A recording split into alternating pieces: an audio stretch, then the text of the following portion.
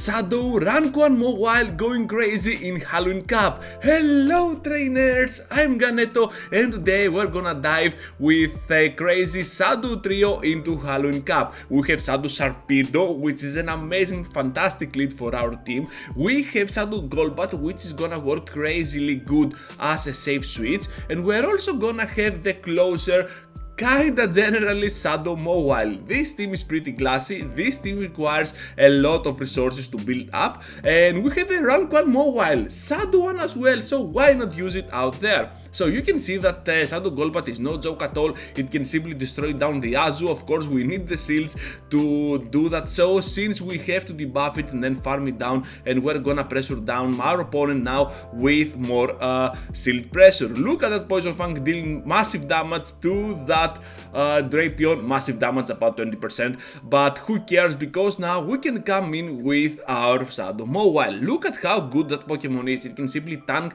the moves from that Drapion and still go pretty well against Nidoqueen, which is super good for any Pokemon to do so.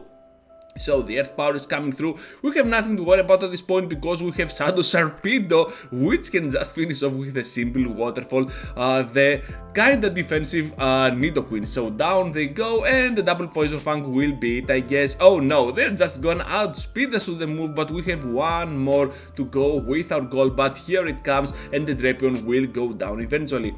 You're gonna see that this team has no weakness at all if you play it right. Some lags here. I had a lot of lags yesterday, but they are all gonna be at the past after my whole battle thing over here. So Ariados up in the lead for our Shadow Sharpedo.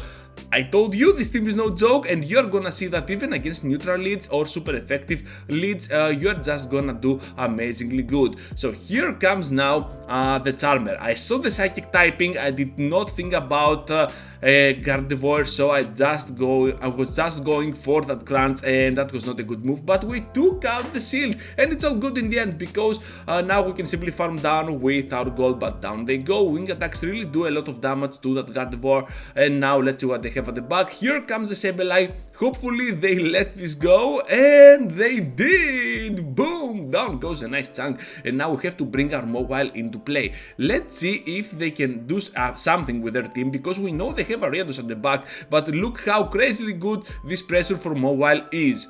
Battlers, at this point I want to remind you pretty fast that my battle submissions are open for you, so you can always submit your battles whenever you want, and the link will be in the description. Also, be sure to subscribe if you already haven't, because it helps, and now let's return into the video. Okay battlers, next one, and we're facing with our Shadow Sharpedo, the Crustle.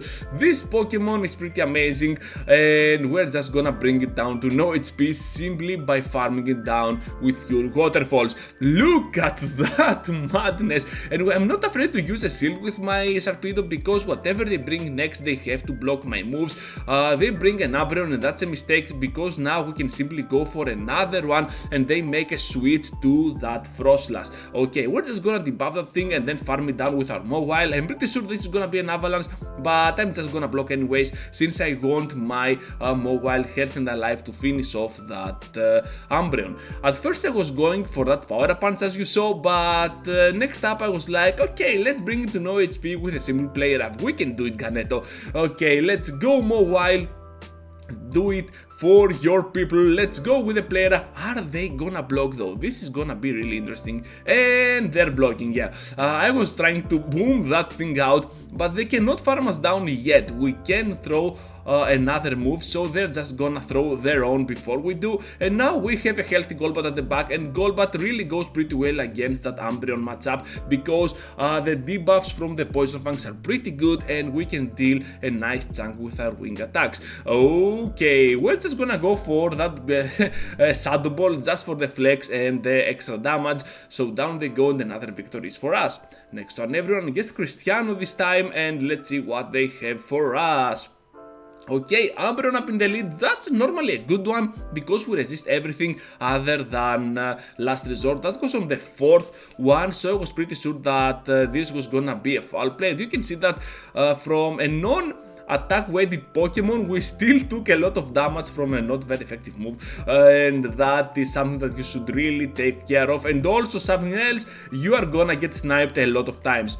Those Charmers going in, yeah, absolutely horrible for your Sharpedo. But if you can avoid them, if you are faster than me, and I really think you are because I'm pretty slow on the switches, you can just go in there and bring your anti-Charmer Pokemon like this Golbat we have over here and farm down the Charmer. Okay, I'm pretty actually forced to throw a move there on the Charmer, so down they go eventually because I did not want to spend a shield on my Pokemon. But look at that, we have the chance to go for one final Poison Fang before we go out. And they have at the back a Nidoqueen. That's wonderful news because now with 2 shields we can simply farm down and perhaps finish off the match. Let's see if we can do it. Okay, the Poison Fang, we have the Power Punch, hopefully they take it because they might think, okay, it is just the Power Punch, who cares? Okay, they took that. This is really huge now because we can definitely finish them off before they reach another one. And we have some energy on our, actually some HP on our Mowile left, so we can just finish them off now right on time with our Fire Fangs. However, they reached to a move and now we are forced to go in with our Golbat. Can we do it, trainers? Of course we can. This Golbat is absolutely crazy and amazing. So down they go with 1 HP left, and now let's move forward into the next one. We are facing another meta Pokemon. This time it is gonna be the Mandibuzz. I'm like, okay, let's take it. We can, and we barely can take it. So here comes now the RLAs with Delta about 80%, so I was pretty worried to be honest, but we can go for back-to-back Poison Fangs. Okay, let's see how much damage this will do. Oh my goodness! Okay, down we go both at the same time, and we also got that shield advantage, which is really good. Now we have to go with our safe switch, the Golbat, and they have an Ariados at the back and the Nidoqueen as well, which is really good news for our backline because both of my backline Pokemon really go pretty well on their backline Pokemon, so I think that we have the upper hand overall. I don't mind losing my Mowile at this point, so I will just go ahead and let that go. Will I? No, okay, I will just let my shield go down because they have the back type, and of course, yeah, okay, now we can simply go for a play rough and finish off the match. However, they reach to that move first and they win the CMP, so down we go, and now we have to just finish off with a simple Shadow Ball, that pure HP that this Beetle has. I think that just a Poison Fang would be it, but why not go for the Shadow Ball when you can? Okay, next one everyone, and we're facing a trainer with an Umbreon up in the lead. What surprise! A lot of Umbreons, Azus and Mandibuzzes, and of course Nidoqueens all the time. Why do you play those Pokemon trainers? You can just go ahead and bring whatever you can on this season of Spice, but you play Metamorphs, I don't know why. So Golbat will just come in, finish off the Skartank, and now we're just gonna go with the Poison Fang madness against this Umbreon. They cannot finish us off with a simple move, so they have to throw more than one foul play to bring us no HP, and we can take advantage of that because we charge up fairly fast to those Poison Fangs.